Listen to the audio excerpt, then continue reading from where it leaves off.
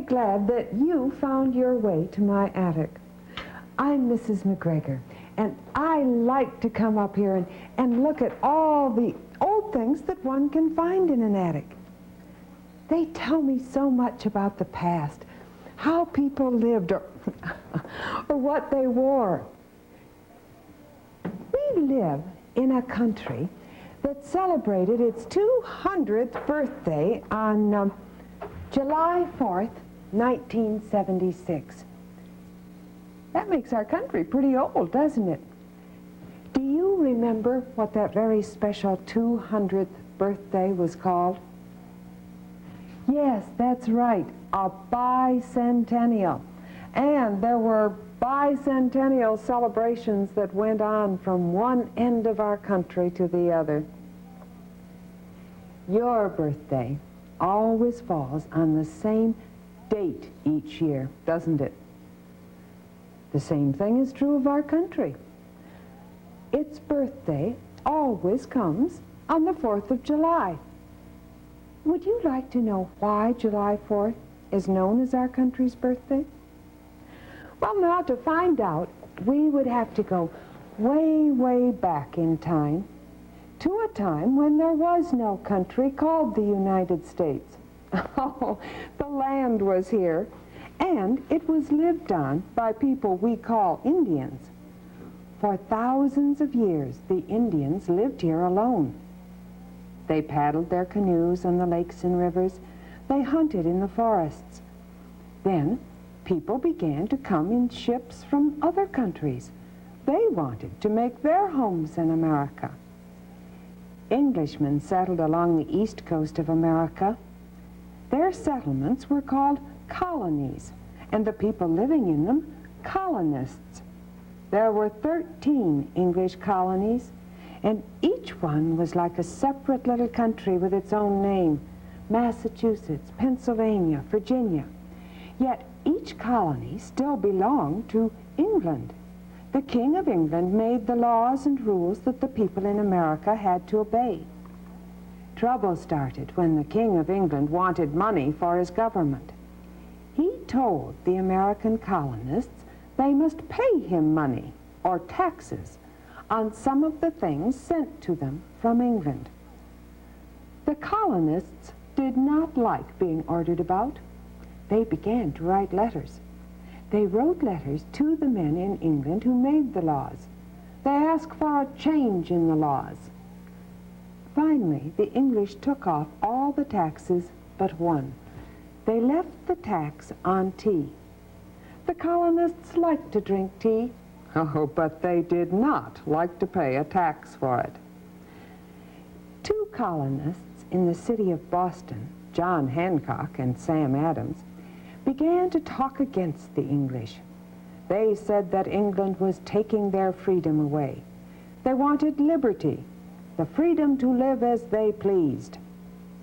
In time, everyone in Boston knew that John and Sam did not like the English. They called John Hancock, Sam Adams, and their friends the Sons of Liberty. The Sons of Liberty asked the people of Boston not to buy English tea. They put up signs in the street. They told the English to take their ships and their tea back to London. But the English would not sail back to London. The Sons of Liberty had a plan. One cold December night, they dressed up as Indians. They went down to Boston's harbor and sneaked onto the English ships. Then they threw all the tea into the water. Well, when news of this Boston tea party reached England, King George became very angry. He sent his red-coated soldiers to Boston to make the Americans do as he said. As the troubles grew and grew with England, the colonies understood that they would have to work together to put a stop to their problems with England. So, men were chosen from each colony to meet in Philadelphia to talk things over. These men decided to send a letter to the king. In it, they asked him to change the laws they thought were unfair and to take his soldiers out of Boston. The king did not answer that letter. Instead, he sent ships loaded with more soldiers to America. Many of the colonists began to feel that they would have to fight for their rights, and they began to get ready. These colonists were called Minutemen because they could get ready to fight in less than a minute. The Minutemen hid their guns and ammunition in the village of Concord, 18 miles from Boston. Boston was full of the red-coated English soldiers. Oh, the redcoats seemed to be everywhere, watching, always watching the colonists. What they didn't know was that they, too, were being watched. A fellow by the name of Paul Revere and some of the other Sons of Liberty watched every move the redcoats made. On the 18th of April, 1775, Paul Revere learned that the English soldiers had found out about the hidden guns. The redcoats planned to march on Concord and take the guns. Oh, the villagers and Minutemen must be warned. Plans were made, and late that night, Paul Revere and a man by the name of William Dawes stole past the redcoats. They galloped toward Concord. As the two men sped through the sleeping villages, they leaned from their horses and pounded on doors.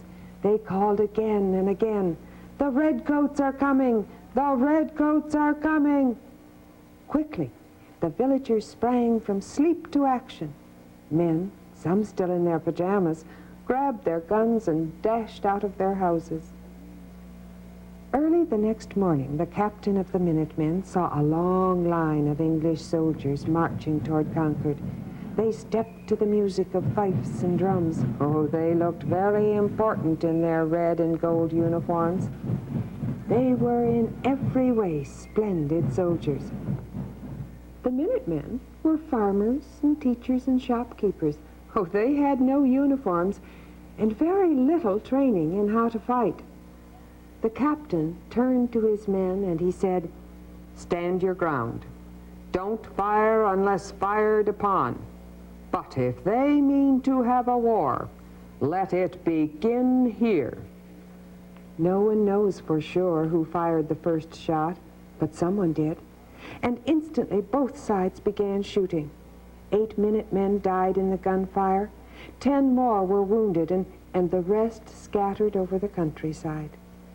The redcoats cheered and marched on toward Concord. Oh, they were sure they were going to have an easy time of it taking the colonists' supplies. Well, there were 2 things they didn't know. During the night, the colonists had moved their ammunition to a new hiding place, and the alarm of Paul Revere and William Dawes had spread for miles around. When the redcoats got to Concord, there were hundreds of Minutemen waiting for them. Oh, what a surprise! The redcoats found themselves outnumbered and fired upon from every direction at once. They began to run for dear life back to Boston as fast as they could go. But the angry colonists were everywhere along the road. They fired from behind every stone wall and house and woodpile and tree. By the time the English troops reached Boston, almost 300 of the redcoats had fallen, and a war between the colonies and England had begun. Now, even though a war had started, there were many colonists that still wanted to belong to England. So day after day, the men meeting in Philadelphia argued about what the colonies should do. At last, they agreed that the colonies should separate from England and become an independent country. Do you know what it means to be independent? It means that you can do things on your own. You make your own decisions. You try to take care of yourself without help from others. And that's what the colonies wanted, to take care of themselves, to make their own laws, to be free and independent of England. 5 of the men meeting in Philadelphia were chosen to write a paper saying that the colonies wanted to become an independent country. A young man from Virginia, tall, red-headed Thomas Jefferson, did most of the writing. The words Jefferson wrote were important words, wonderful words. He wrote that all people are created equal, that all people have the right to life, liberty, and the right to try to find happiness. He said that people have the right to say how they shall be governed. And he said that the 13 colonies were now the free and independent United States of America. What Thomas Jefferson wrote was called a Declaration of Independence. When he finished writing the Declaration of Independence, it was read to the other men meeting in Philadelphia. The men talked and argued and made a few changes, but at last they all agreed to accept what was written. Each man signed his name to the Declaration. The first man to sign was the leader of the meeting, John Hancock. He wrote his name in big, bold letters. He said he wrote his name large so that the king would not need his glasses to read it. When the Declaration of Independence was read to the crowd waiting outside the State House in Philadelphia, there was silence as the people listened carefully. Then there was wild cheering. The big bell in the State House was rung. It rang out loud and clear, telling all who could hear it that the United States had been born. That important bell became known as the Liberty Bell, and it can still be seen in Philadelphia. July 4th, 1776, was the day that the men meeting in Philadelphia agreed to accept the Declaration of Independence. So that was the true beginning, the birth of a new country, the United States. And that's why to this day, July 4th is known as our country's birthday. Oh, a lot has happened since July 4th, 1776. For that matter, a lot happened in this land before our country was born. I wonder if you would like to find out more about our country's past. If you come back to my attic, we'll explore it together and see what we can find out about our country's yesterdays. I think that could be a lot of fun and very interesting. Will you come back? Oh, I do hope so. I'll see you then. Goodbye.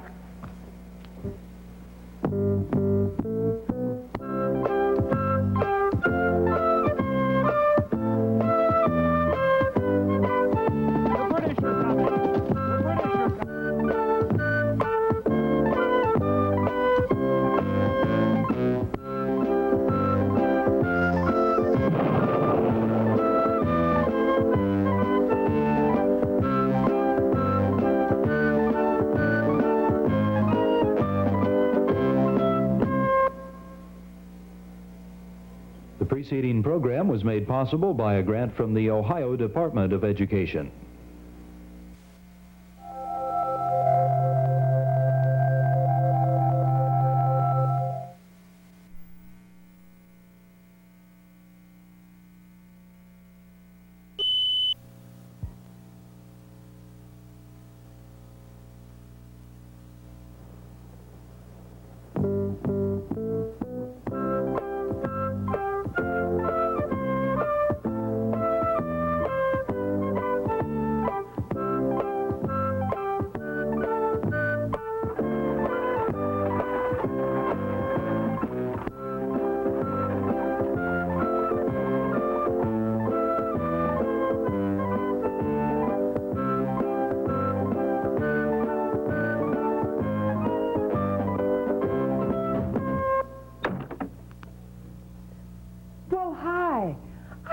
You found me in my attic.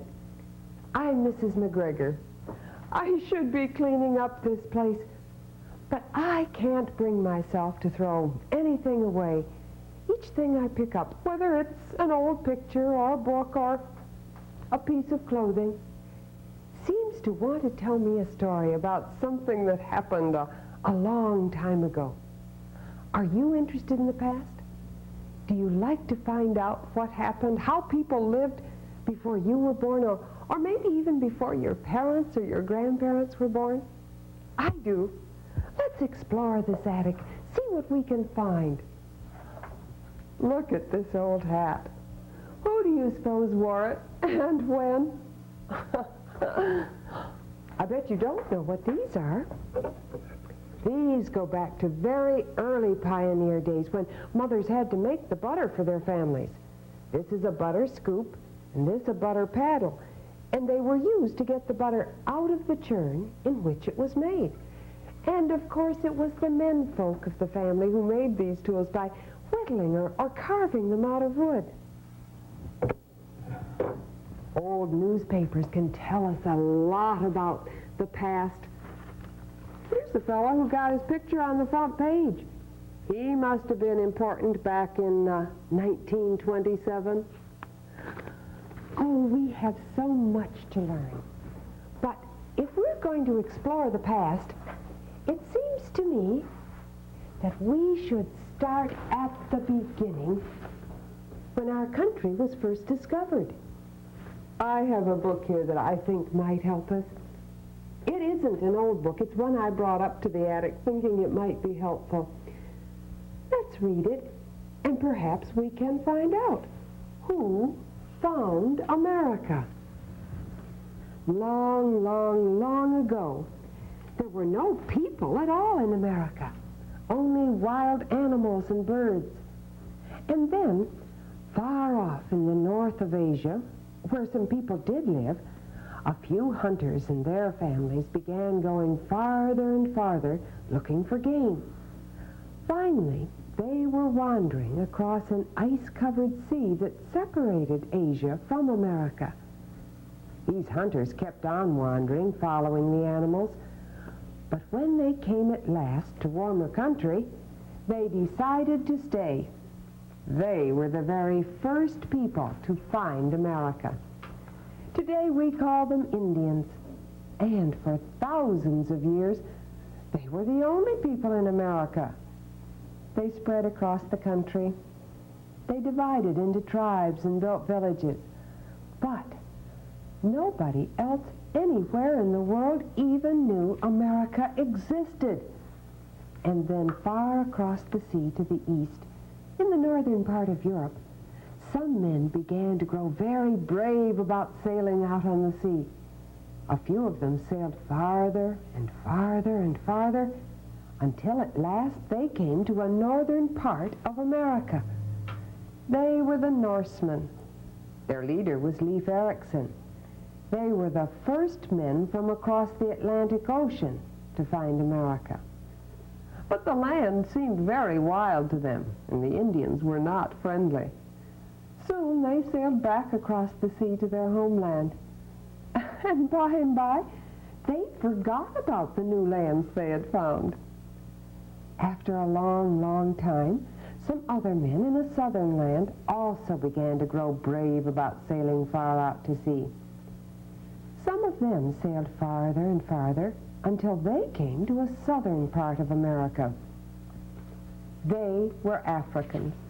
No one knows the name of their leader, and they stayed in the part of South America they had found. They did not go home again, and so people across the sea still did not know about America. Another long, long time went by. Then more people grew brave about sailing out on the sea. There was one man who thought if he sailed far enough, he would come to India or China. He set out with 3 ships, and he sailed, until he came to some islands which he thought must be near India. Really, these islands were near America. Yes, this man was Christopher Columbus. He was Italian. Some of the men with him were Spanish, and he had a pilot who was an African. All of them sailed around the islands. They found Cuba, and they found Puerto Rico and lots of other islands. Then they sailed back home, and they told everybody about the new lands they had found. So now, for the very first time, people in Europe knew there was land across the sea. More and more of them began coming. Men from England came and sailed along the northern coast of America. Men from Holland came.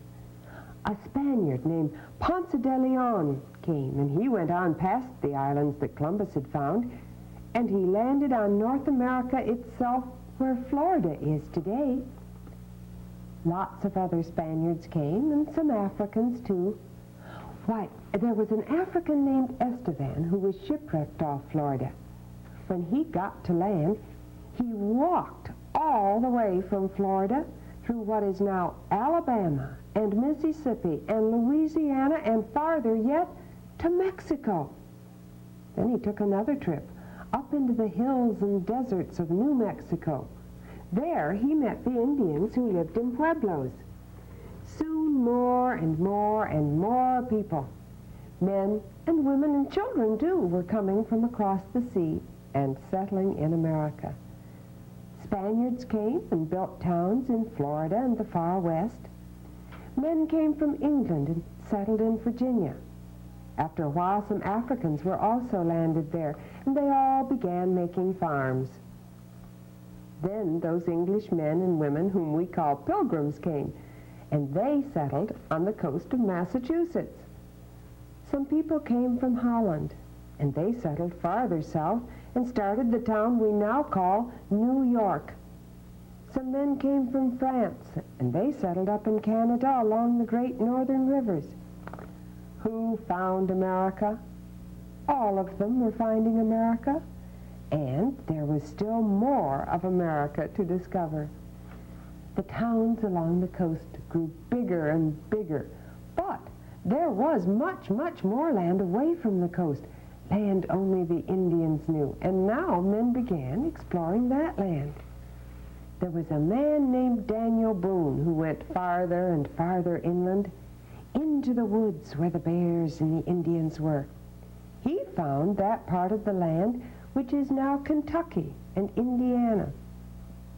There was a man named Jean de Sable who went up the Mississippi River into much the same sort of wild country. He finally started a trading post that has become Chicago. And there were more and more and more people from every land across the sea finding America. And all the while they were doing that, something else was happening too. They were all becoming Americans themselves. Not Spaniards, not Englishmen, not Dutchmen, not Frenchmen, not Africans, but Americans. And so, when kings across the sea tried to make laws for them as if they still belonged in Europe, the people suddenly realized those laws did not fit them anymore, and they fought to be free. The first man to fall in the fight for liberty was an American named Crispus Attucks.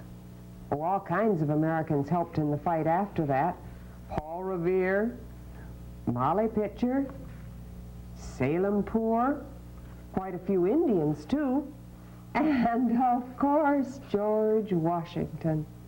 And finally, they were free to be Americans. Who had found America? All of them. And all kinds of people have kept on finding America ever since. You find America one way or another every day. And that was Who Found America by Joanna Johnston. The last thing the author said was you find America one way or another every day. And that's exactly what we're doing here in the attic. Would you like to learn about Crispus Attucks today? I think we'd have time. I have a story about him in a book. This book also was written by Joanna Johnston. Crispus Attucks was a sailing man. He sailed on a whaling ship out of Boston long ago.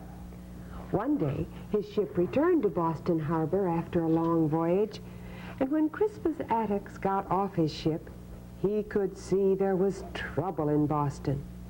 English soldiers in red coats marched up and down the waterfront. Here and there, men stood in little groups and watched the soldiers with frowning faces.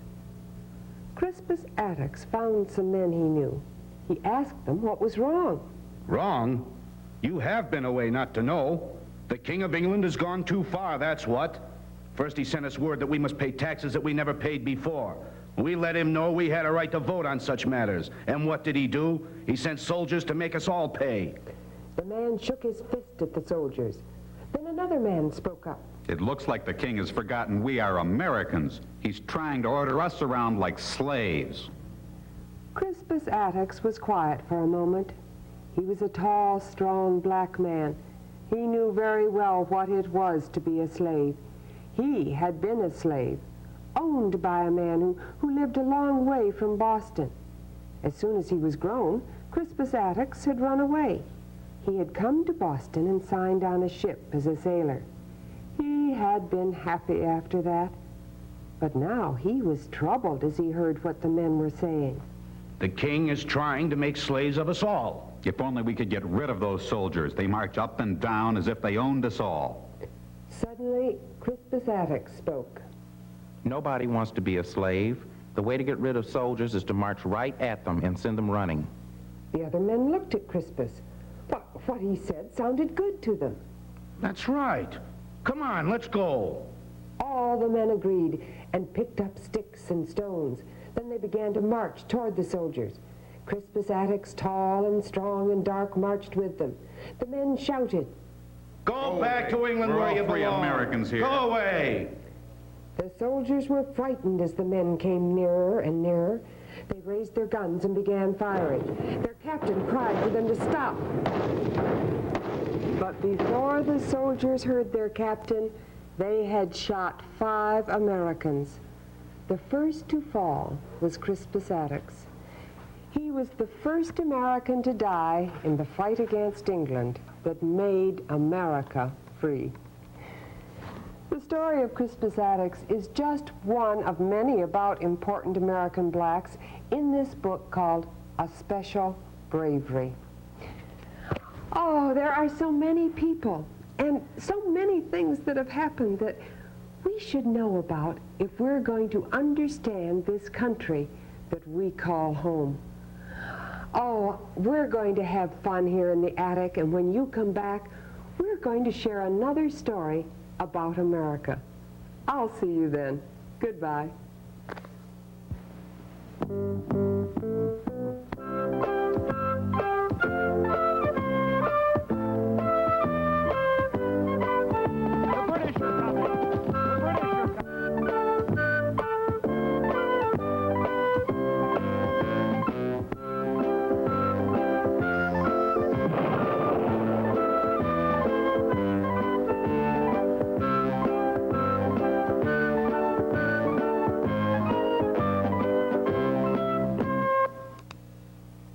The preceding program was made possible by a grant from the Ohio Department of Education.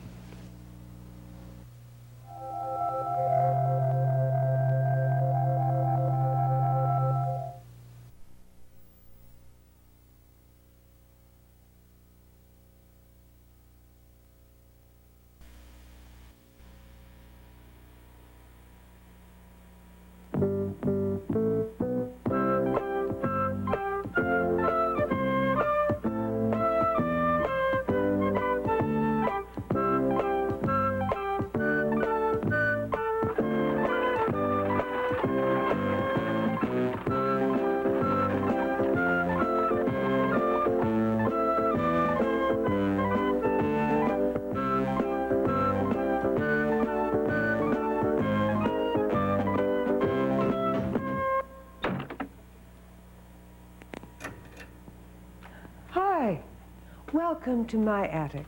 I'm Mrs. McGregor, and together we're going to explore this attic. See what we can find that will take us into days gone by. See what we can find that will help us to understand the past of this big country of ours. What do we call our country? That's right, the United States of America. And who discovered America? Christopher Columbus? When I found this old globe up in the attic, I got to thinking about Columbus and how he wanted to prove that the world was not flat, like a table, something you could fall off, but round like a ball. Oh my, he was brave to sail off into unknown, dangerous waters. But if he discovered America, how come it wasn't named for him? I think we should find out. And to do that, we must meet another young man who was growing up in Italy about the same time as Columbus. His name was Amerigo Vespucci. Amerigo did not really have the whole world to himself. It only seemed so up here on the lonely hilltop high above the village. Oh, if he looked down, he could see the torches blazing in the little square.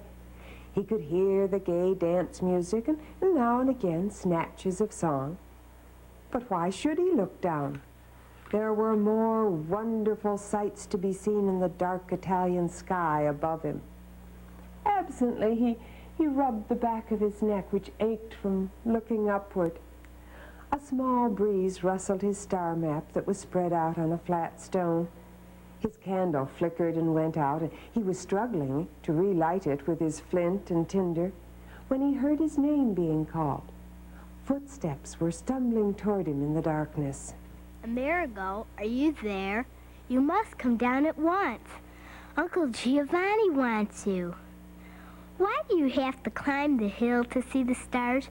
You can see them from the garden, can't you? Not so well. The trees get in the way. Up here I can see all the heavens spread out like a map. That's what I'm trying to do, to copy that map. But it's a long job. I only placed one constellation tonight, although I think I found Sagittarius too. I wish I could be sure. How could you be sure? Sag, whatever you call him. That star can't tell you his name, can he? Not a star, a constellation, a group of stars. They form a picture of an archer with his bow bent. If you look where I'm pointing, you'll see him. If I have it right. Does it look like a man with a bow to you? No, it does not. All I see is a sky full of stars. Some are brighter than others. That's all. Did you hear what I told you, Amerigo? Uncle wants you. He'll be cross if you don't come, and you're missing the dancing. The whole village is out in the square. Do come along. I'm coming. I can't do any more without a light, and my tinder is damp. Tomorrow night I'll bring a lantern. Tomorrow night? Don't you ever get tired of watching the stars, Amerigo? They all look alike, and they always look the same. It's such a dull game to play. It isn't a game, and it isn't dull. If you'd go to Uncle Giorgio Antonio for lessons, as I do, Bernardo, you'd find out how fascinating it is to study the stars. Not me. I'm going into the wool business. I shall be a businessman and make a fortune. Are you never coming? I told you, Uncle Giovanni. I know. I'm ready. The two boys plunged down the hill. It was Uncle Giorgio who had first awakened Amerigo's interest in the stars. And as soon as Amerigo returned from his visit in the country with his Uncle Giovanni, he hurried to show his star map to his Uncle Giorgio. I'm afraid it's full of mistakes. It's so hard to be sure about the constellations. I think the ancients must have had better eyes than I have to see all those pictures in the way the stars are grouped. Archers and fishes and goats. I'd never have recognized them if it hadn't been for the drawings in my book. I don't suppose the pictures were any plainer to the ancients, Amerigo, but it is a convenient way of naming the star groups for study. Now, when one scholar says Sagittarius to another, they both know which constellation is meant. Well, that's what names are for. If your father says, my son, I don't know which of his 4 boys he means. But if he says Antonio or Amerigo, then there can be no mistake. So you see how useful it is for each to have a name. I never thought of that before, but of course it's true. Two people could hardly talk together about anything unless things had names. Oh, Uncle, how wise you are. I do wish I could hope ever to know as much as you do. And Amerigo's wish came true. He made it come true by reading and studying very hard. He became one of the best map makers of his day. And he also became a good businessman. His business was supplying ships with the things that they would need for long voyages or trips. He met Christopher Columbus, and the two became very good friends. In fact, it was Amerigo who helped outfit the Nina, the Pinta, and the Santa Maria when Columbus sailed from Spain in 1492. Oh, how excited Amerigo was when his friend returned from that long voyage with the news that he had discovered islands near what he thought must be the land of India. Columbus stopped to see Amerigo. With him were sun-tanned seamen and several brown-skinned natives from the new lands. Columbus called them Indians because he'd found them in what he believed to be the islands of the Indies. He also brought parrots and treasures. Columbus told Amerigo that only 6 of the Indians were well enough to travel. He asked if he could leave the others with his friend. Amerigo was delighted. By signs, he showed the Indians he was their friend. But they puzzled him. These people were brown-skinned with large brown eyes. Marco Polo, who had traveled to India and China, had said the Orientals were yellow-skinned with black, almond-shaped eyes. Why were these island Indians so different from other Orientals? Amerigo hoped that he might someday go exploring and perhaps find the answer to that puzzle. Columbus made 3 trips back to the islands he had discovered. It was after the 3rd trip that the King and Queen of Spain asked Amerigo to go exploring. They wanted him to make maps of the new lands. And they still hoped that someone might find the riches, the gold, the jewels, the spices that should be in the new lands if Columbus had found China or Japan or India as he'd hoped. But Amerigo did not find the riches either. What he did find was that there was much, much more new land than Columbus had even guessed. So much that it must be an entirely new, unknown part of the world, not part of India or China. As Amerigo grew older, he became sick and could no longer explore. Oh, but he did continue to teach others about the sea and the stars, and one of his best pupils was a young nephew, Giovanni. Giovanni was as eager a student as Amerigo had been when he was young and learning from his uncle. One day, Giovanni burst into his uncle's classroom. Great news! Amerigo looked up in surprise, shaking his head at his nephew. Oh, but nothing could stop Giovanni. He waved a map in the air. I have a new map of the world. It is drawn by a map maker in France. It shows the New World. And see, he calls the New World's north coast America in honor of you. America was Amerigo's name in Latin. He says here it is fitting that this 4th part of the world, inasmuch as Amerigo discovered it, should be called America. Amerigo took the map, which had his picture on the border. All his students crowded around in great excitement. Amerigo smiled his old smile. This is just one man's idea. Of course, it would be an honor if part of the coast I discovered had my name. But Columbus discovered the New World across the ocean sea, not I. You discovered that it is a new continent and not Asia. You discovered most of its coast. You rightly deserve to have it called America for you. Soon copies of the new map were all over Europe, and people everywhere were looking at it and talking about what a wonderful place this new world must be. The day came when Amerigo was too ill to teach, and finally, in the year 1512, he died. Amerigo, in his lifetime, had mapped more than 6,000 miles of new coastline, more than anyone else in the history of the world. He had discovered new ocean currents, new stars, how to tell a ship's position at sea. And he had discovered that the islands Columbus had found were really part of a new continent between Europe and Asia. Continent is the word we use to describe a very, very big piece of land. Well, Amerigo's continent had hardly been named before more explorers found land north of Columbus's islands. The new land was still another continent. It became North America, and Amerigo's continent, South America. And so it was that Amerigo Vespucci's name became famous forever.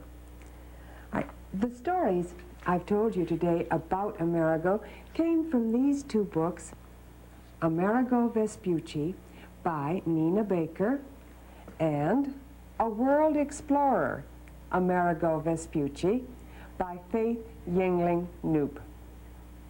I'd like to show you where Amerigo went on his travels, and I think I can if you'll look at this map. Here is the land that is our country, the United States.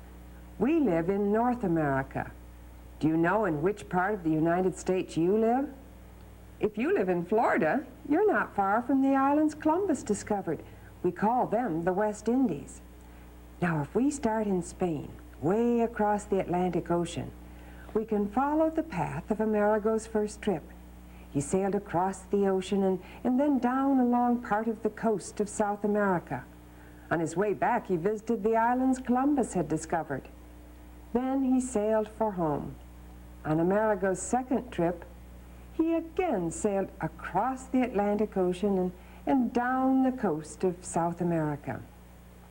That time he went even farther before returning to Spain. Looking at the map, it's easy to understand why Amerigo decided there had to be a whole new continent waiting to be explored. And soon that's exactly what people from all over Europe began doing, exploring those new continents. Our exploring time for today is just about up. But I can hardly wait for you to come back to my attic when we will do more exploring. Look at all the things we have to discover here. And I will certainly see you that time. But for today, goodbye.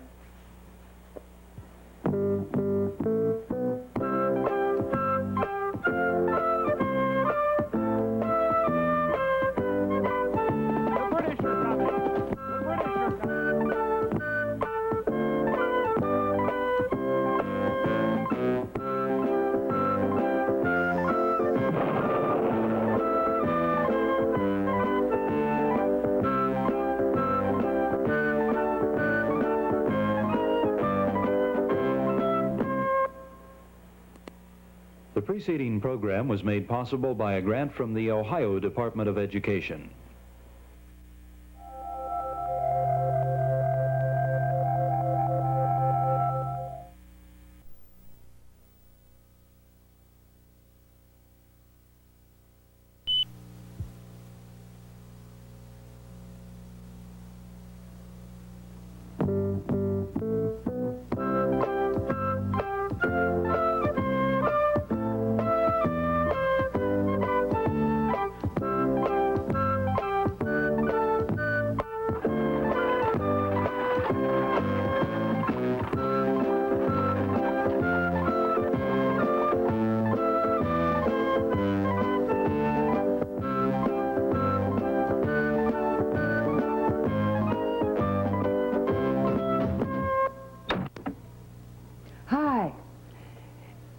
Are always full of old clothes, but I don't find any that look like the ones in these pictures.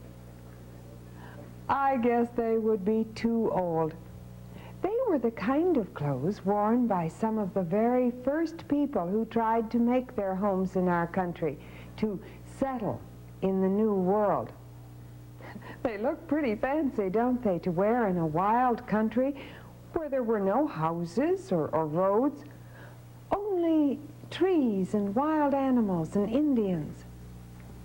Now, the Englishmen who wore clothes such as these landed in a part of our country we call Virginia in the year 1607. They started a settlement or town called Jamestown. Of course, long before these Englishmen came to our shores, Indians had lived in our country for thousands of years. That makes them the real natives or first people of our land. These first Americans didn't call themselves Indians. That was a name given to them by Columbus, who guessed that they were people from the land of India. Now, we can learn something about what our country was like way, way back in 1607 from a story about an Indian girl who was living in Virginia at the time that the English settlers arrived. Her name was Pocahantas. The wild geese flew across the sky. An 11-year-old Indian girl watched them. She wondered where the geese came from and where they were going. When she could see them no longer, she hurried to the house of her father. Their house was a long house made of bark. It's the time of the geese. I saw them as they flew south. And her father, Powhatan, chief of many Indian tribes, answered her, "It is time we hunt. It is time to catch the bear and to kill the deer." Through the winter, the braves of the Powhatan tribes hunted in the forest. Pocahantas stayed in the village with the women. From morning to night, they were busy. They made strong rope from the grass that grew by the river. With this, they made fish nets. They ground corn. With this, they made bread. They worked and they waited for their hunters. At last, the winter was over and the hunters were home to stay. Spring had come. And one day in spring, a crowd came shouting for the Powhatan. They had seen big wooden birds on the sea. The birds carried men, and these men came upon the land. The strangers killed rabbit and bear. The strangers fished in Indian rivers. There was no smile on the face of the great chief. "There is game enough for all for a little while. There are those in our tribes who remember other strangers who came over the sea. They were strangers who came as friends and who stayed to kill. We too can be friends or enemies. We will wait and see which it will be." Pocahontas went to watch the strangers in the new settlement called Jamestown. She ran through the forest. She was as quiet as a rabbit. She was almost as fast as a deer. She hid in the tall grass. These were pale strangers who had come upon her land. Some of the men cut down trees. Other men were building high walls. Inside those walls, some were building small houses. When the men talked together, their words were stranger than any Pocahontas had ever heard. For a long time she watched, and she liked what she saw. Pocahontas ran back through the forest and told her brother what she had seen. But he told her he thought the white man had chosen bad land by the slow river. They would not find good water or animals for food. Then one day, a brave came running to the house of the Powhatan. He had news that the white settler called John Smith had been caught. The chief told the brave to bring this John Smith before him. When John Smith faced the mighty Powhatan, he tried to explain that he came as a friend, that he wanted only to trade for corn. He talked on and on. Many times he made the sign of friendship with his hand upon his heart. Pocahontas saw that her father did not believe this sign of friendship. "Let him die!" Pocahontas begged that he not be killed, and her father listened. John Smith was allowed to go back to Jamestown. One day, when Pocahontas went to visit Jamestown, she saw that there had been a fire. Many houses had been burned, and the white men were busy building again. From her own village the next afternoon, 20 young braves started for Jamestown. Each carried 2 turkeys. Oh, Pocahontas was pleased. They go to help the strangers. This is good. Late that night, only 13 men came back, and each still carried 2 turkeys. Yes, the men at Jamestown had been hungry, but they would not trade guns for turkeys. The Powhatan asked, "And what of the 7 men who did not come back?" He was told that the 7 braves had gone back to take the guns they could not get in trade, and they had been caught. Pocahontas listened, and then she spoke. Father, let me go to Jamestown. They will give our braves to me. Pocahontas led the 13 braves through the forest. They carried food for the settlers. When they reached the fort, Pocahontas spoke. We have come with food. This we give to you. You have 7 of our men. My father asked that you give them to me. Pocahontas led all 20 of the braves back through the forest. The moon grew big and thin again before the settlers from Jamestown came to trade at the Indian village. Then one day a big ship came up the James River. Captain John Smith and a Captain Newport came on land. A boy was with them. Oh, Pocahontas followed them to her father's house. Captain Newport spoke first. I bring a present to you. I give you this boy. He gave the boy, Thomas Savage, a push. Pocahontas could see that Thomas was afraid. Her father was pleased and said, "I give you my son. It is well that each learn the language of the other." When the ship went back down the river, Pocahontas's brother was on it. Thomas Savage stayed in the Indian village. Pocahontas looked at him curiously. He was a boy who had seen about as many summers as she. How many, she could only guess. 13, maybe? Thomas learned many words of the Powhatan language. In turn, Pocahontas learned many words of English. When Captain Smith came again to her village, Pocahontas knew much of what he said. Spring came, and another summer. Then it was fall, and again the wild geese flew south. Word came that Pocahontas's brother had been lost at sea. Pocahontas told Thomas, You will have to stay with us always. My brother can never come back. You will take his place. It will be better here, for men will soon be hungry in Jamestown.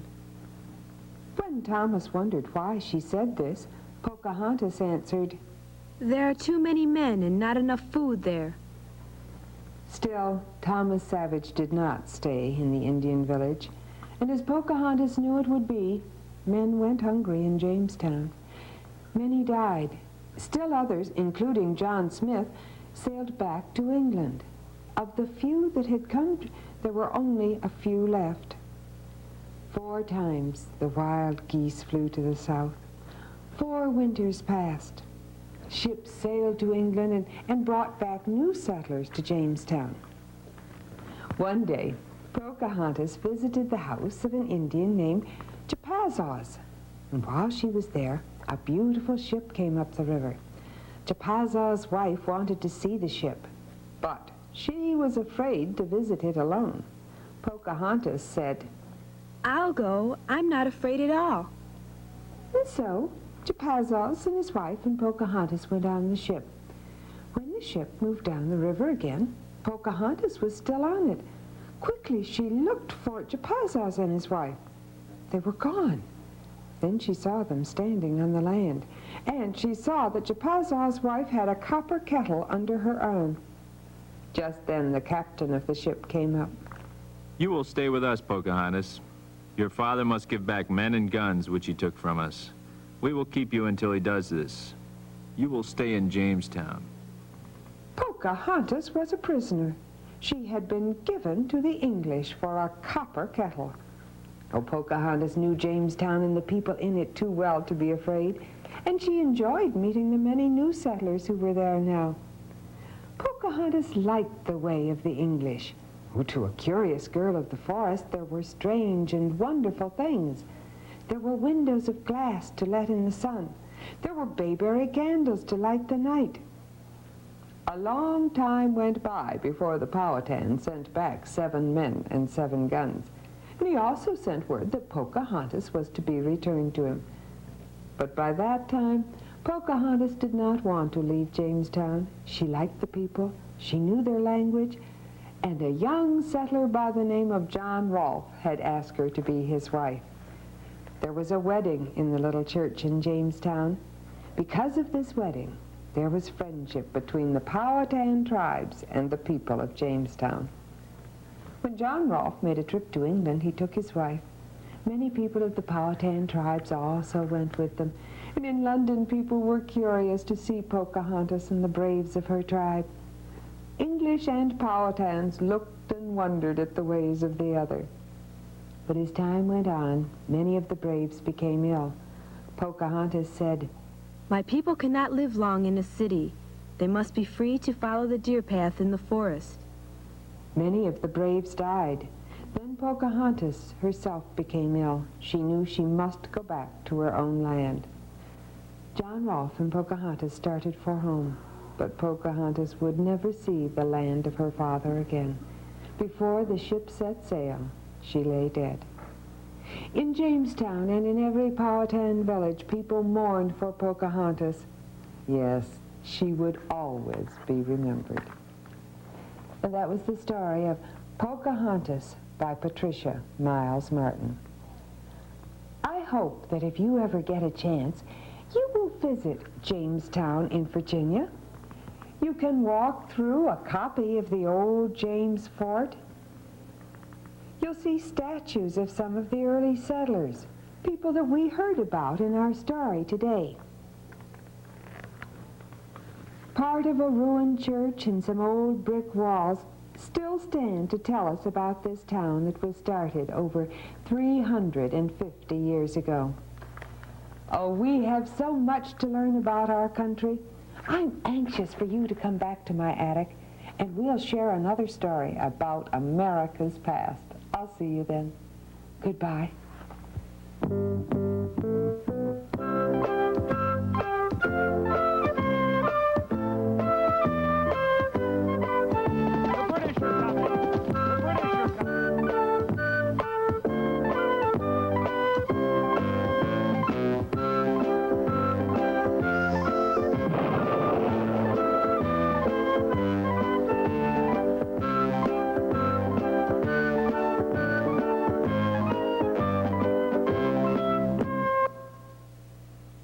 The preceding program was made possible by a grant from the Ohio Department of Education.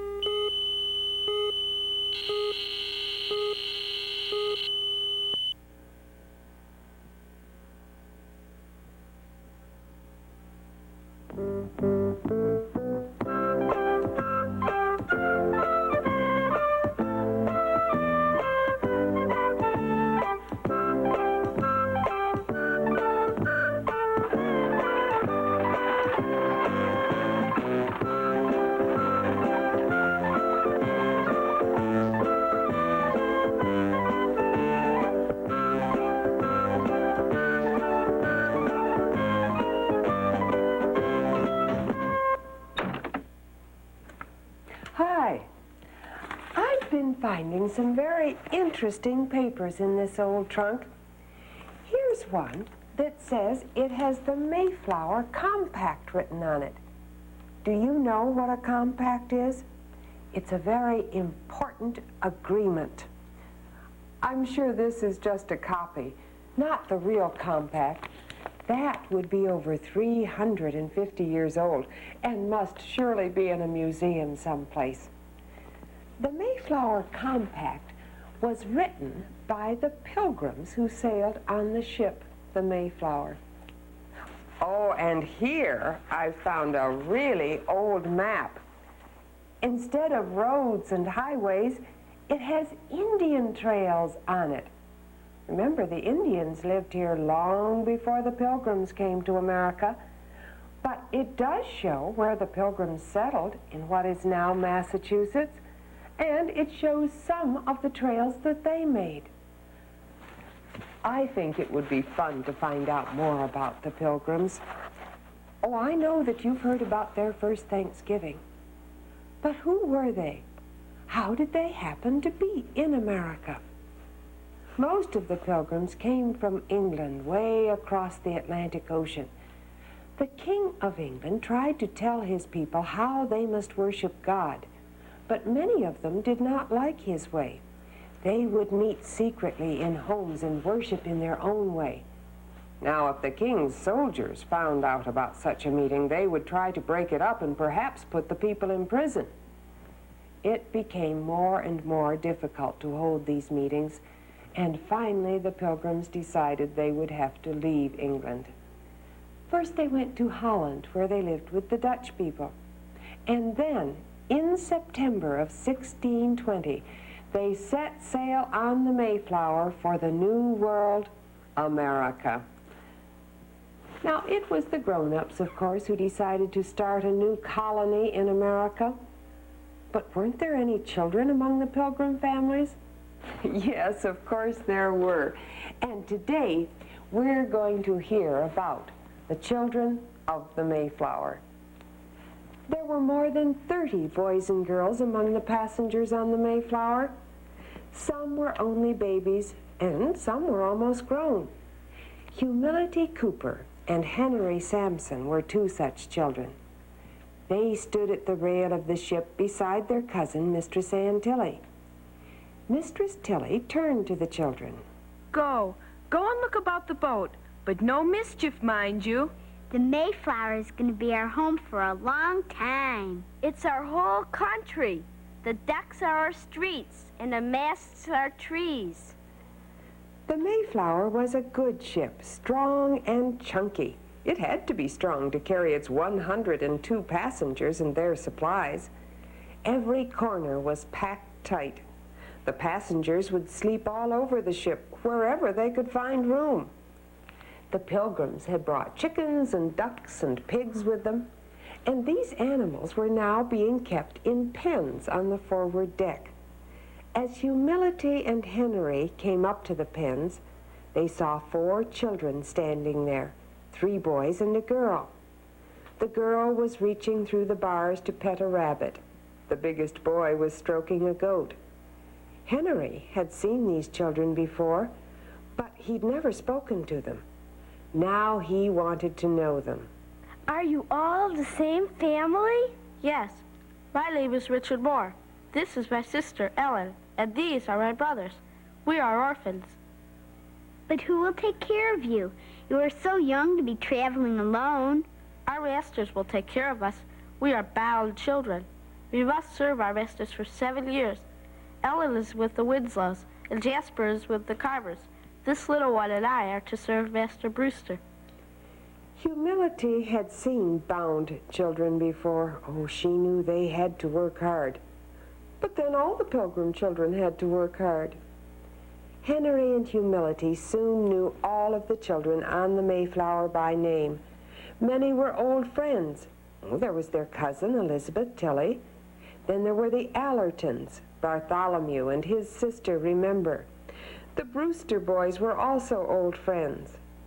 There were new children, too. There were Giles Hopkins and his sister Constance. Henry liked to be with Giles. The older boy seemed to know a great deal about everything. Then there were the Billington boys, John and Francis. Henry did not like them too well. They were always getting themselves and the other children into trouble. The wind billowed the sails and sang through the rigging as the Mayflower sailed on, westward, always westward. In good weather, the children would play on deck. Sometimes they would play shovelboard. They pushed small pieces of wood about the deck with sticks and brooms. and they would romp over the ship trying to help the crew, but often getting in the way. The older pilgrims talked among themselves. The children listened, and then they would chatter eagerly to one another about what they had heard. Giles Hopkins said that his father had been in America once, years ago. My father says that America is a fine, rich country. Wasn't your father afraid of the Indians? My father isn't afraid of anyone. Besides, some of the Indians are friendly. They have known white men who have come on ships to fish and trade. But aren't there any English people who live where we're going? No, there are English people in Virginia, but we shall have our own colony. One morning in October, Captain Jones called out that they were halfway across the Atlantic Ocean. Halfway. Oh, that was wonderful news. Then Giles Hopkins gave the children another piece of exciting news. He had a new brother, the first baby born since the journey began. Giles took Henry and Humility down to see the baby. Only his tiny red face showed in the wooden cradle. He seems very small. I think he is the tiniest baby I ever saw. What is his name? Oceanus. Oceanus. What an odd name. It's because Oceanus was born on the ocean. I think it's the nicest thing that could have happened on the trip. Oceanus, a new pilgrim. The new baby seemed to bring good luck. For several days after he was born, the weather was fine. Oh, but then came November and the storms began. Cold waves washed over the decks of the Mayflower, and as if the waves were not wet enough, rain beat down on the ship. The pilgrims huddled in their cabins. They prayed for the safety of the ship. Suddenly, one night, they heard a loud noise like the shot of a cannon. Captain Jones came down to talk to the passengers. The storm had broken one of the masts, he told them. There was great danger, but he hoped to repair the mast. The sailors were busy working on it now. Giles had listened to the sailors talk. He whispered to Henry. The sailors think we ought to turn back. They say the ship is not safe for a long voyage. But Captain Jones calmed the fears of the passengers. Never fear. The Mayflower may leak above the water, but she is as tight as can be below. We shall get there safely. And on they went. Then one day, Captain Jones called out that land could not be far away. Oh, everyone was excited. The children stood at the rail for hours, watching the line where the sea and the sky met. They wanted to be the first ones to see the new land. There's a land bird. It's not a seagull. It's a wild duck. Captain Jones says they live along the shore. Look. Oh, look. Down below there. There's a tree branch floating on the water. Henry and Humility did not want to go to bed that night, but Mistress Tilly told them to go to sleep. It might be days before they would see land. At daybreak, the children were awakened by a sailor's shout. Land ahoy! Land ahoy! All the passengers dressed themselves and rushed up on deck. No one felt tired or sleepy or ill now. Everyone was eager and excited. Soon they would reach land. Humility asked Mistress Tilly, "Won't there be anyone at all to meet us?" I should hope not. Who would meet us here? Only savages. Her tone made the children shiver. But then they remembered what Giles had said. Some Indians were friendly. Another day of sailing passed, and still they did not reach the land. Oh, no one slept much that night, and all the passengers were on deck again as soon as it was daylight. A few hours later, the Mayflower sailed around the tip of Cape Cod and into a fine, wide harbor. There was a rattle of chains as the anchor went down. The sailors got ready to launch the longboat, a large rowboat that belonged to the ship. As Henry watched them, he asked, "Are we going ashore?" No, not you, my lad, but others. Then Captain Jones came up. The landing party is not going ashore yet. The men are holding a meeting in the main cabin. Henry and Humility looked at each other, and then they ran to the main cabin. Giles and Richard Moore were standing outside the cabin door. What's the matter? There are those among us who would be their own masters once we reach land. My father says this cannot be. We cannot all do as we please. We must work together for the good of all. What are they doing? The men are writing a compact. Everyone will sign it. All the men, I mean.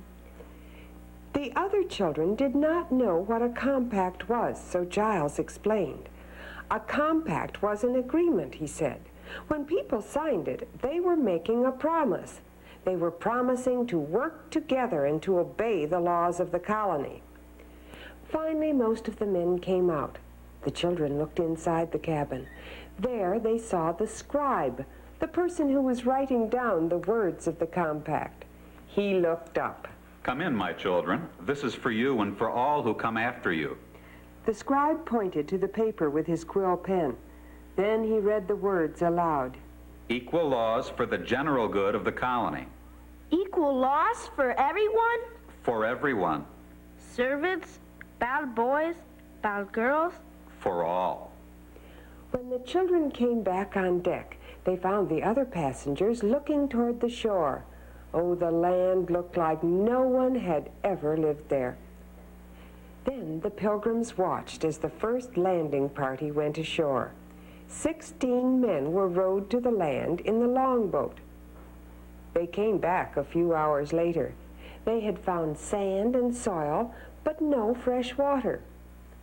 During the next several weeks, one exploring trip after another was made as the Pilgrims tried to find a good place to settle.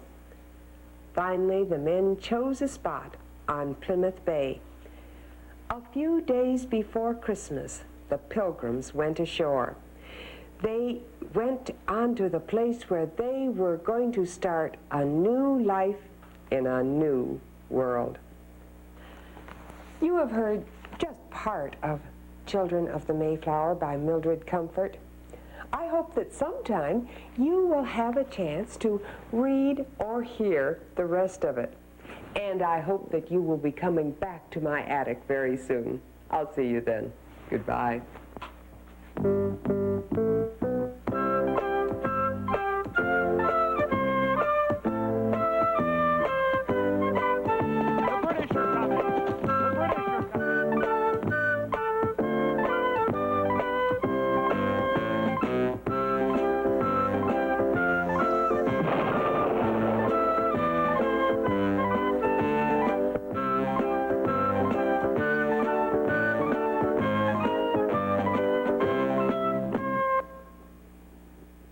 The preceding program was made possible by a grant from the Ohio Department of Education.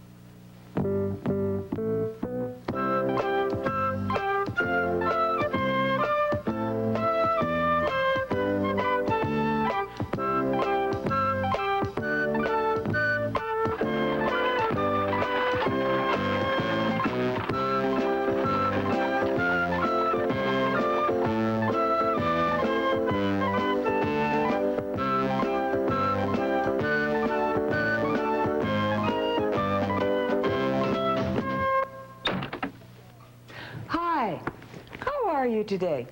Good, I hope. Have you noticed the corn that's hanging in my attic? It's called Indian corn, and nowadays it's used mostly for decoration.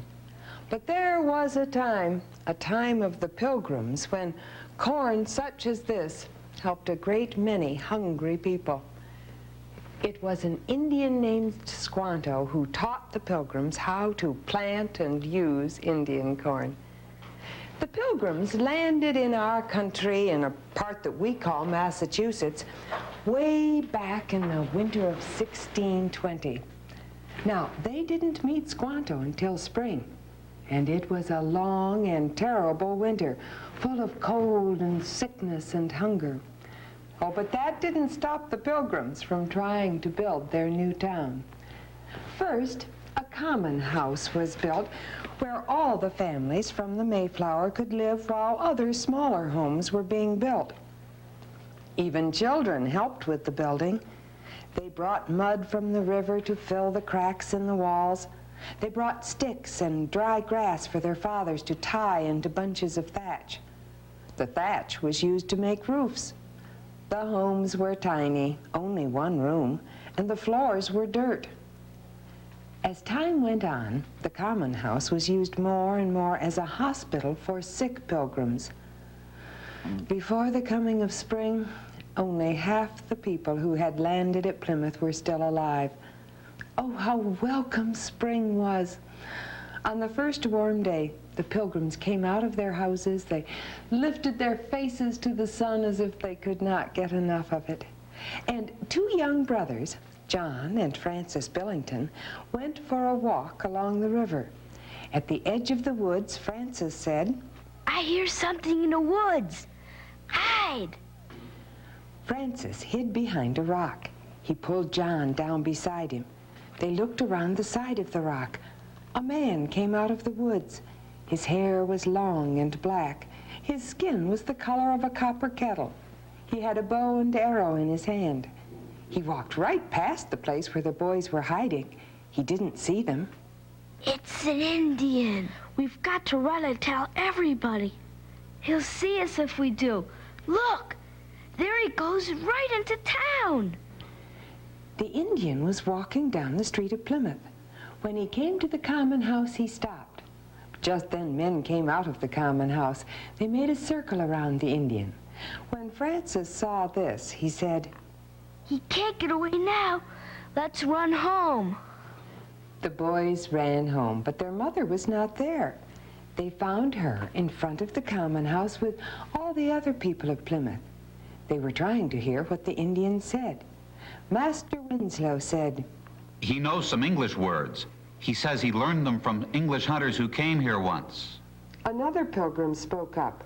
Did you hear the first word he said to us? He said, "Welcome." This first Indian to visit the Pilgrims was named Samoset. He came in friendship, and the next week he came again, bringing with him a younger Indian, tall, straight, and slim. Both Indians spoke. Welcome. Friends. We are friends. Captain Standish went to meet them. He asked the younger Indian, "Where did you come from? How did you learn to speak English?" In England, I lived many years. Then you must be the Indian I've heard about. Is your name Squanto? I am Squanto. Yes, yes. Chief Massasoit waits on hill. He will talk to your chief. Tell your chief to come here, and we will talk to him.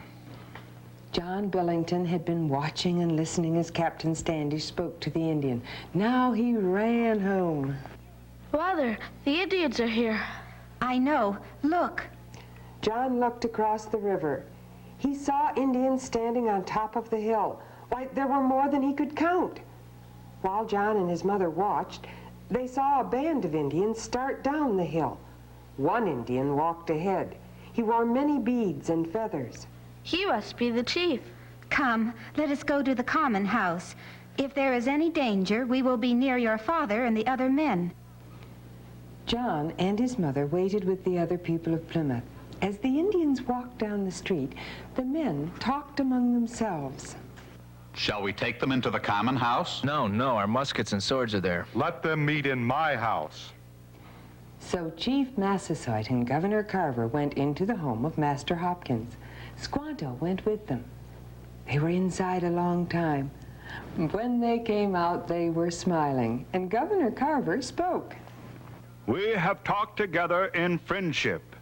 Squanto knows both the English and the Indian language, and he has helped us understand each other. Chief Massasoit and his tribe will be our friends, and we will be theirs. When the Indians come to visit us, they will leave their bows and arrows at home. When we visit them, we will leave our muskets at home. And now we must be happy together. The women will prepare a feast, and this will be a day of celebration.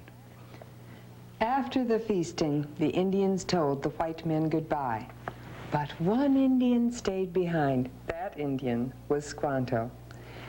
Before long, all the people of Plymouth were glad Squanto had stayed. He showed them how to plant Indian corn. He taught them to make grass nets for catching fish. He showed them the best places to hunt and fish. Oh, after Squanto came, there was more food on the Plymouth tables. And Squanto liked to be near the children. He showed the girls how to weave grass mats. He taught the boys to make bows and arrows. In Plymouth, there was work for all.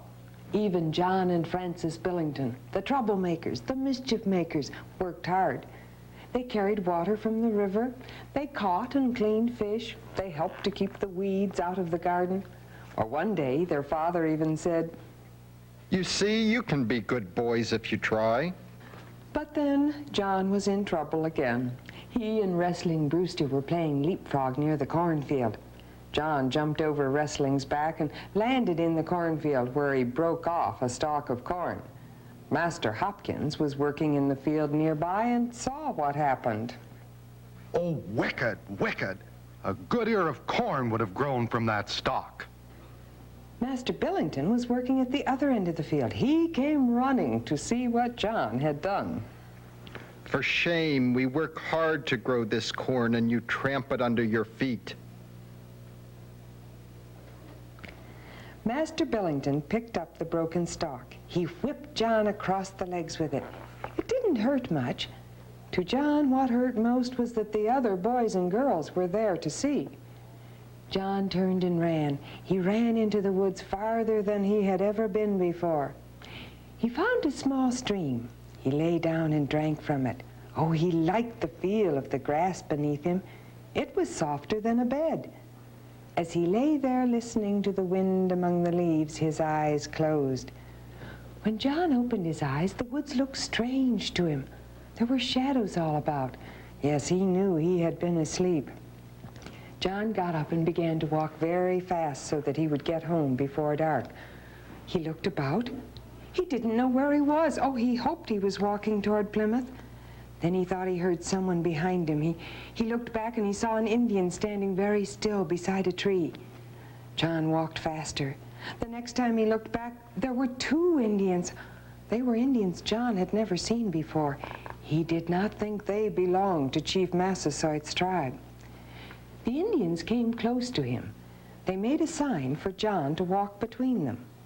John asked if they were going to take him back to Plymouth, but the Indians did not know what he was saying. Finally, they came to the sea, and John knew where he was. If he walked north, he would come to Plymouth. He pointed toward home and told the Indians that was the way he wanted to go. The men did not answer. One of them pulled a canoe out of the bushes and slid it into the water. The other Indian set John in the canoe. As they paddled away from shore, John said that he wanted to go the other way. But the Indians kept paddling toward the south. John began to plan how he could get away. When they landed, he would jump out of the canoe and run into the woods. But when the Indians paddled to shore, they were out of the canoe before John. They led him down a path to an Indian village. One of the Indians gave a shout, and other Indians came out of their houses and out of the woods. Everyone stood still and looked at John. Then they all began to talk at once. John saw they were excited. He thought he must be the first white boy they had ever seen. Some of the men came close to him. They touched his hair. They felt his shirt. That night, John went to bed in one of the Indian houses. His bed was a mat on the floor. He lay there and tried to think what to do. At first, he had been afraid of the Indians, but now he was not afraid. They were not friendly, but he did not think they were going to harm him. The next day and the day after that, John tried to tell the Indians he wanted to go home. They listened to him and shook their heads. He could not make them understand. John had been with the Indians almost a week when he saw there was great excitement in the village. The chief and the Indian braves talked together. The women and children went hurriedly into their houses. One woman led John into her house.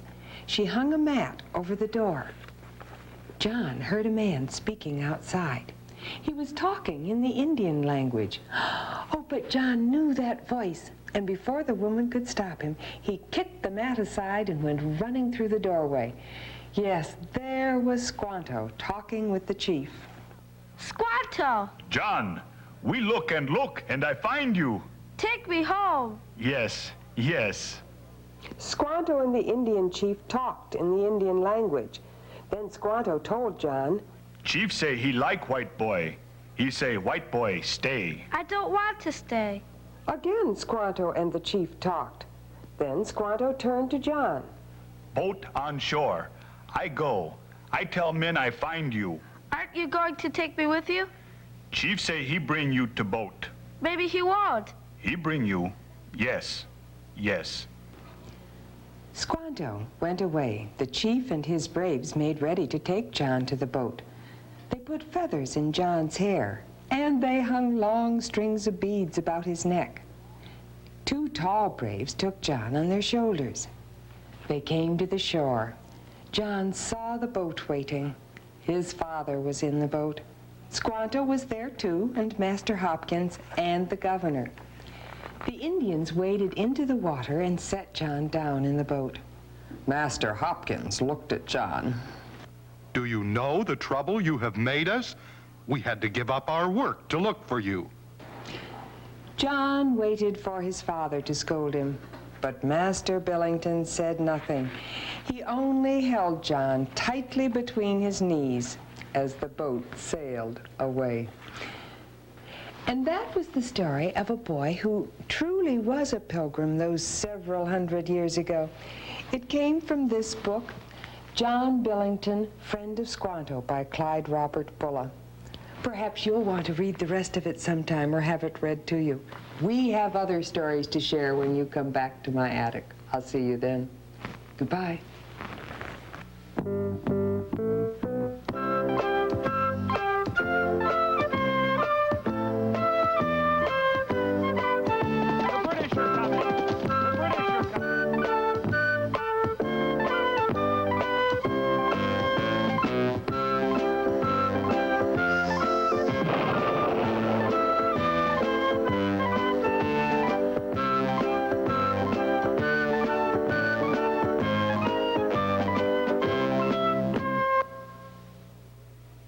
The preceding program was made possible by a grant from the Ohio Department of Education.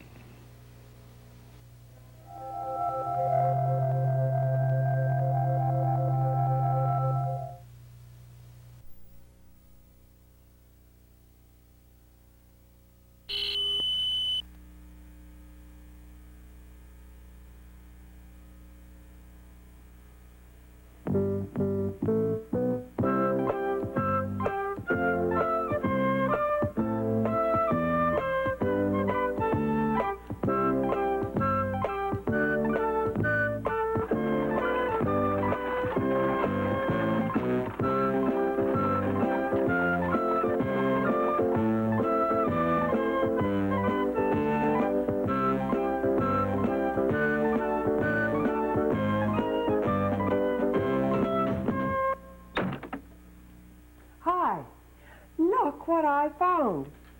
A pair of wooden shoes. What people do wooden shoes make you think of? I agree, the Dutch. Well, did you know that there were a great many Dutch people among the early settlers of our country?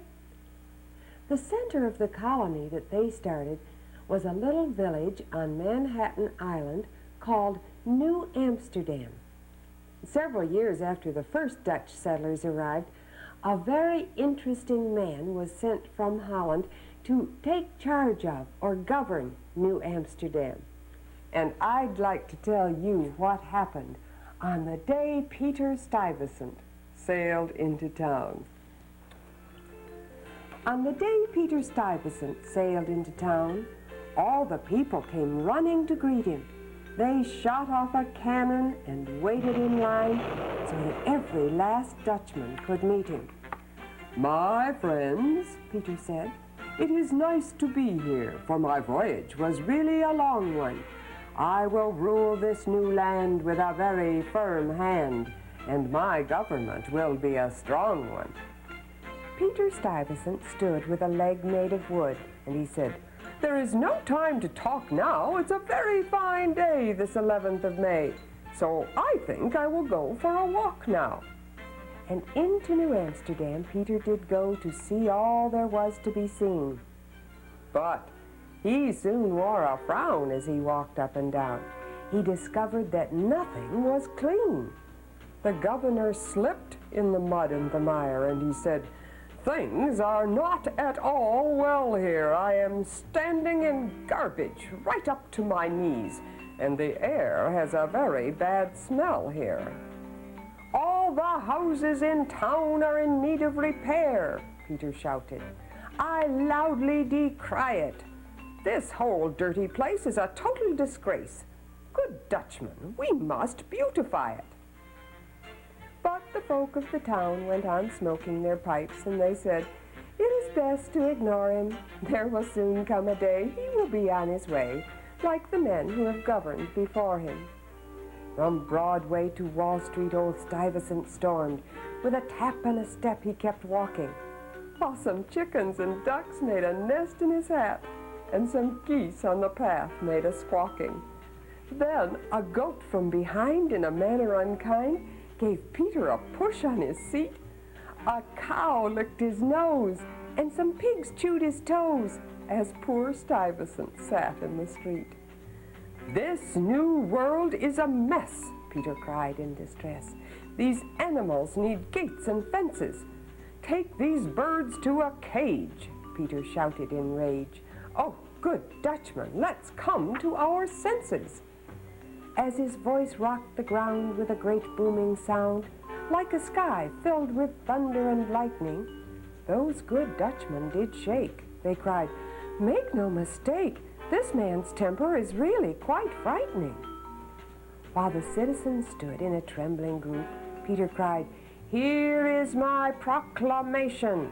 All you men and you maids, get your brooms and your spades. We must work now without hesitation." So they put up new buildings all sturdy and strong, and they cleaned all the rubbish away. They mended the fences and paved many streets, from the top of the town to the bay. They filled up the holes in the walls of the fort, for the colony needed protection, and the people agreed they were clever to heed Peter Stuyvesant's careful direction. Then, "My children," said Peter, "we've worked very hard, and I think we deserve relaxation. I feel in the mood for some fun and some food. Let us have a big Dutch celebration." Each New Amsterdam nose sniffed the smells that arose in delicious fat clouds to the air.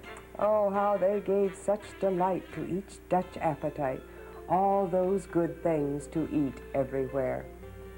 That night, Peter Stuyvesant heard a strange sound underneath the round moon brightly gleaming. It swept past his door, a great tumble and roar. But old Stuyvesant knew he was dreaming.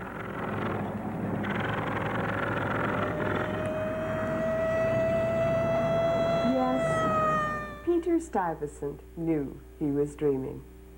And that was On the Day Peter Stuyvesant Sailed into Town by Arnold Lobel. Peter had no way of knowing that his dream would someday come true when that little village on Manhattan became the biggest city in the world, New York City. Well, we must remember that long before the Dutch and the English and other people from Europe began to settle in America, the Indians had lived here for thousands of years. What was happening to them as all these new people arrived? I think perhaps we can find out from this book, Small Wolf, by Nathaniel Benchley. Small Wolf lived with his family on the banks of a river. His mother planted corn and did the cooking. His father hunted deer and bears and smaller things to eat. What they didn't eat, they made into clothes. But Small Wolf was too small to go hunting. All he could do was fish from his canoe. After a while, he tired of catching fish. He wanted to hunt for bigger things, so he asked his father to let him try. "All right," his father said. "There is good hunting on the island of hills downriver. Take your canoe and see what luck you have." Small Wolf got in his canoe and went to Manhattan, the island of hills. "If I hunt well here," he thought, "and shoot a lot of deer and bears and foxes and wolves, then I will be a man like my father. I'll be able to wear feathers in my hair and colors on my face." He did not know that to be a man was more than just shooting things. Well, there were other Indians hunting on Manhattan, but Small Wolf wanted to be alone. He saw a path through the woods. He said "Yahoo" a couple of times and set off ready for anything. But he was not ready for what happened next. He came out of the woods and he could not believe what he saw. He saw things he had never seen before. Houses with chimneys and ships with sails and a house with 4 arms that twirled around. And a man whose face was all white. Oh, Small Wolf thought the man was wearing some devil mask.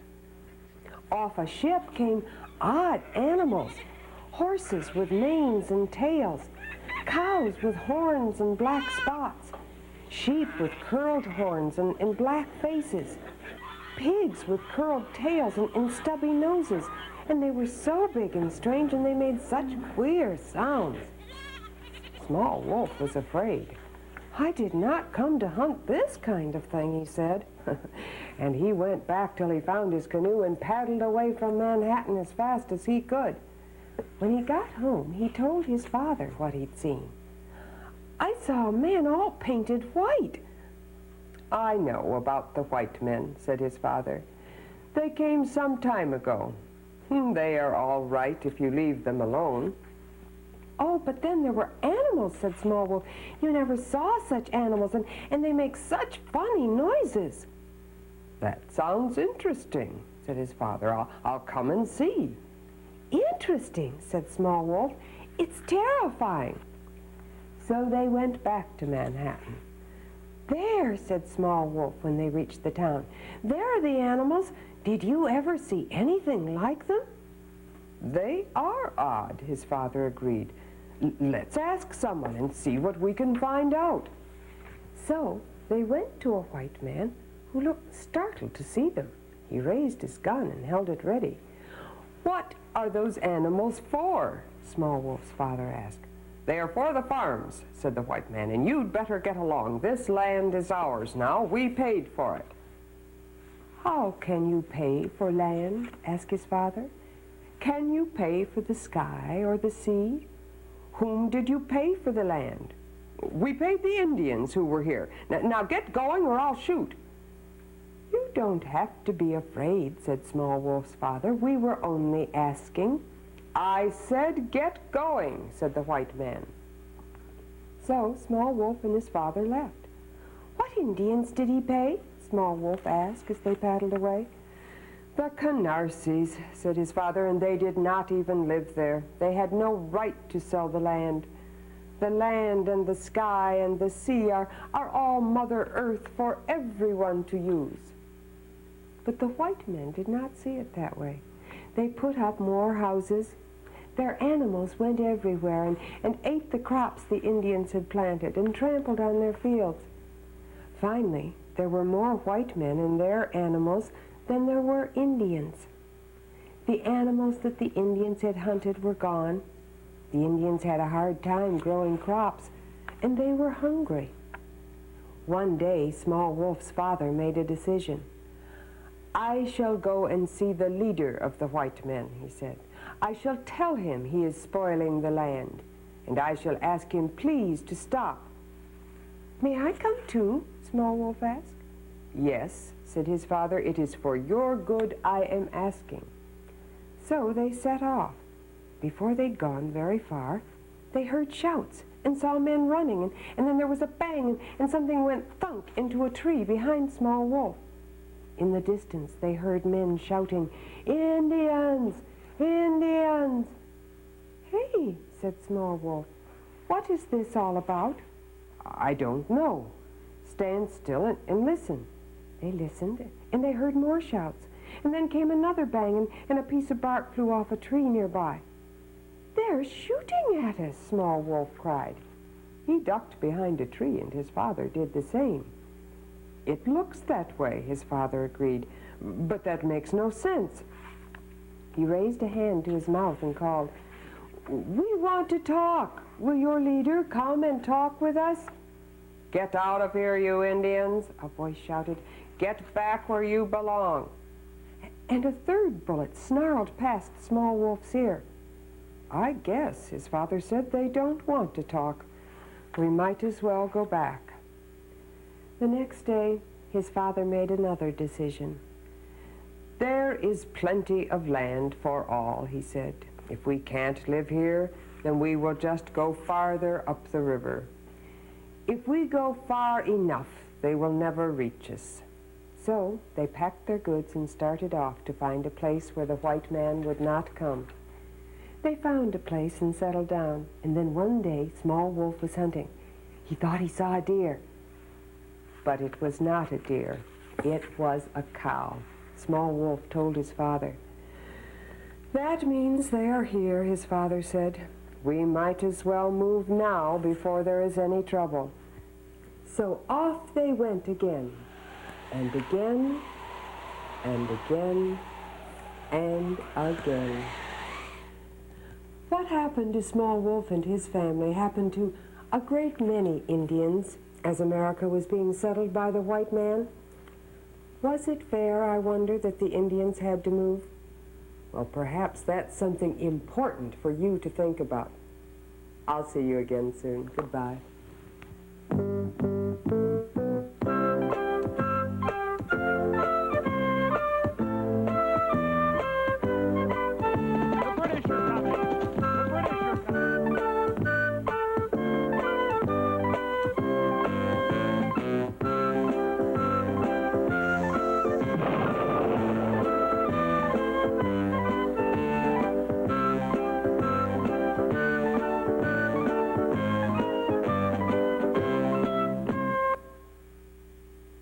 The preceding program was made possible by a grant from the Ohio Department of Education.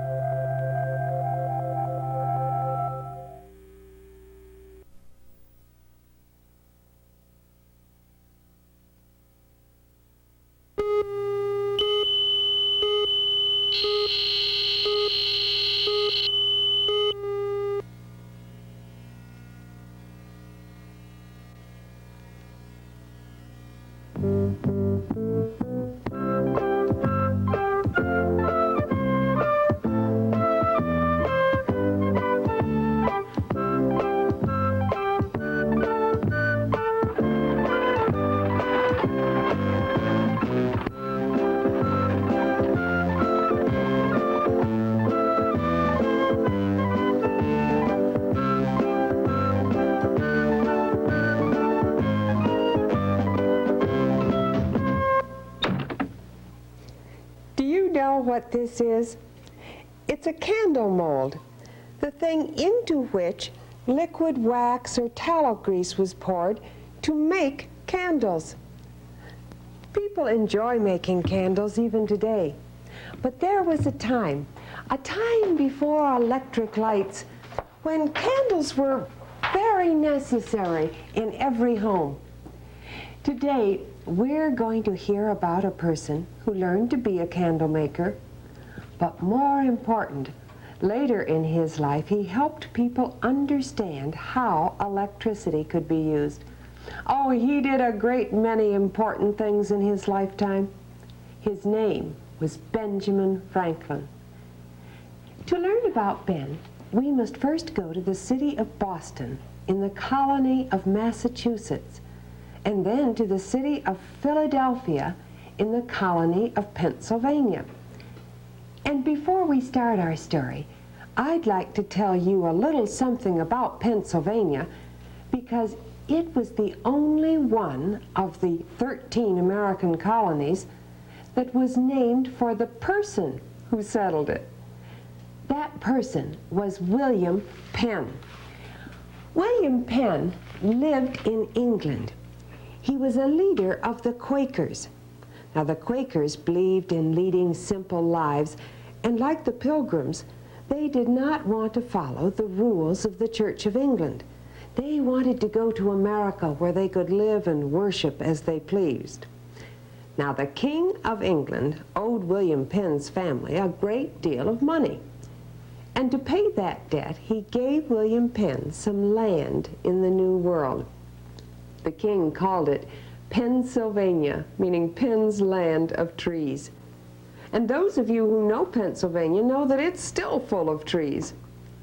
Well, when William Penn got to the New World, he paid the Indians for the land he planned to use, and he also made an agreement to live peacefully with them. Then William Penn invited the Quakers and anyone else who would agree to live in peace to settle in his colony. William Penn planned a magnificent city for his colony. He called it Philadelphia, the city of brotherly love. And it was in Philadelphia that Benjamin Franklin lived most of his life. Our story about Ben, however, starts when he was only 10 years old and living in Boston.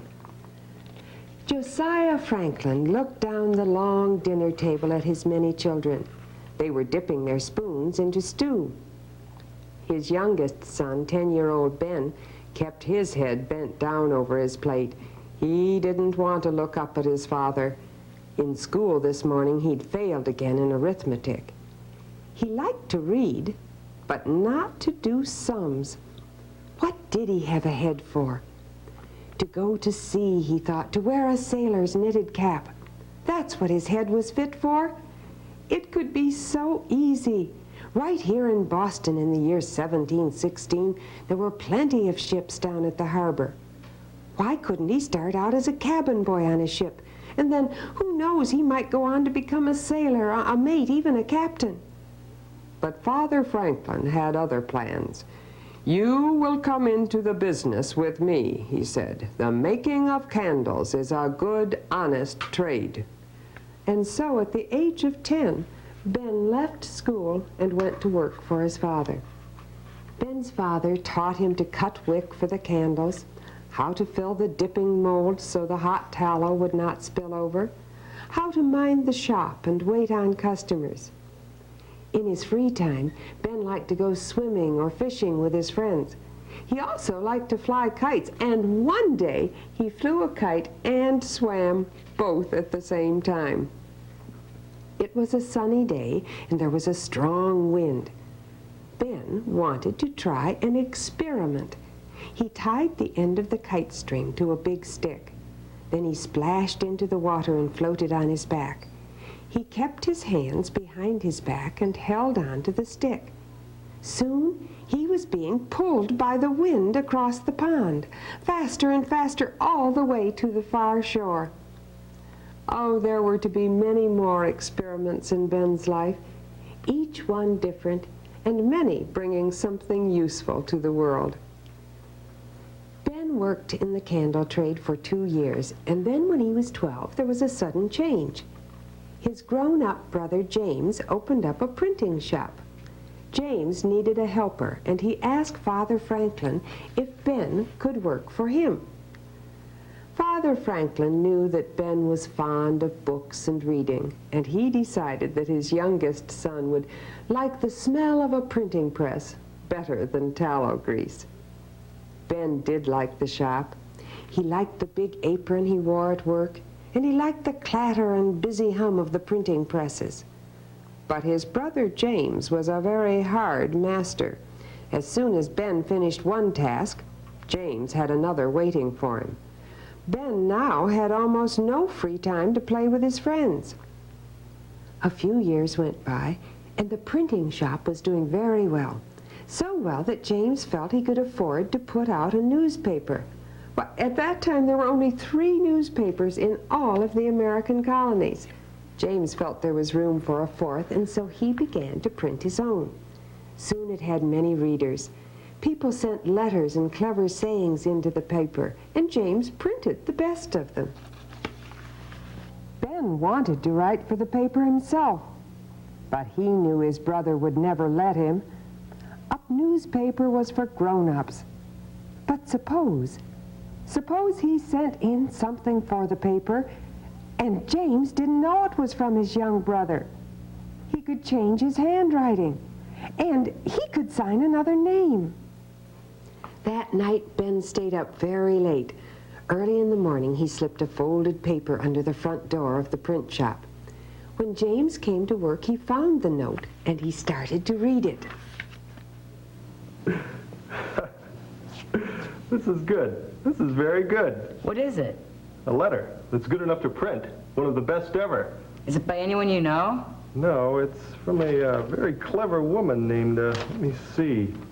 Her name is Silence Dogood, and that's a very good name indeed. Silence Dogood will do good from now on, not to keep her silence, but to keep sending her clever letters into our paper. Here, set this in type. I hope she sends in many more to us. Somehow I think she will. Ben had fun writing more letters for the paper under the name of Silence Dogood, but it was not fun working in the print shop. Whenever anything went wrong, James blamed his young brother. Sometimes when James got very angry, he beat Ben. The blows came more and more often, and when Ben was 17, he decided to run away. He went to Philadelphia, arriving there one cold winter morning with very little money in his pocket. But he was lucky. He found a job with a printer. In a few years, Ben was able to open his own print shop. He became known as one of the best printers in Philadelphia. Like his brother, he too started a newspaper. Ben was full of ideas on how to improve his own business and how to improve the city of Philadelphia. One thing the city needed was a supply of good books. Only rich people were able to afford books in those days. They would send away to England for the books they wanted. Now, Ben was not rich, nor were most of his friends. But he thought if they each put in a little bit of money, they would have quite a large sum, and they could send to England for a lot of books. No one person would own the books, but they would lend them back and forth and keep them in one central place. Ben's idea for a library worked. If Philadelphia needed more books, Ben thought, why not write and print his own? So he decided to print an almanac, a book of important facts and dates for the year. He also put funny stories and wise sayings in his almanac. Instead of using his own name, he called it Poor Richard's Almanac. The book was a great success. People passed on to each other the clever sayings of Poor Richard. And many of those sayings are still known to us today, like, early to bed and early to rise makes a man healthy, wealthy, and wise, or a penny saved is a penny earned. Another idea of Ben's was a plan to fight fires. Often a house or store would burn to the ground before the owner was able to put out the flames. The trouble was that each man was working by himself with one bucket. Franklin suggested they form a group. Each man would keep 2 water buckets ready at all times, and 4 big bags that could be used to carry things out of burning houses. If a fire broke out anywhere, all the men would come to help. And so, thanks to Ben Franklin, the first fire department was set up. What new idea would he think of next? His new ideas included a police department, a hospital, a school or college for older students. And he also invented a stove that was a great help to people during the cold winters. Perhaps one of the most important things he did was to discover that lightning is made of electricity. To do this, he experimented with a silk kite. If lightning were made of electricity, he thought, the silk kite would catch it during a storm. Then, if he held a metal key in his hand, the electricity would run down the kite string and sparks would appear in the key. He'd have his proof. He worked on his plans, and when a great thunderstorm broke out one day, he was ready. The experiment worked. Ben Franklin became famous as the man who tamed wild lightning. Ben Franklin served the people and his country in other ways, too. When the American colonists became angry with England for the way they were being treated, Ben was sent across the ocean to explain their feelings to the King of England. He was also one of the men chosen to help write out a Declaration of Independence for the colonies. During the War for Independence, Ben was sent to France. He pleaded with the French for troops and ships and money to help the Americans win the war against England. With France's help, the war finally ended. When Ben sailed home from France, he was an old man and tired. Oh, but when the boat docked at Philadelphia, he was proud and happy as he stepped onto his own country's land, his own free country's land. The whole city had turned out to welcome him home. It was a welcome fit for a king. Benjamin Franklin was a man his country and the whole world would remember always. I have told you just part of The Story of Ben Franklin by Eve Merriam. I think that you'll find it will be in a library so that you can borrow it to read or hear the rest of it. We have Ben Franklin to thank for those libraries. I know I'm going to be going to one soon. I want to find more stories about America to share with you. Goodbye.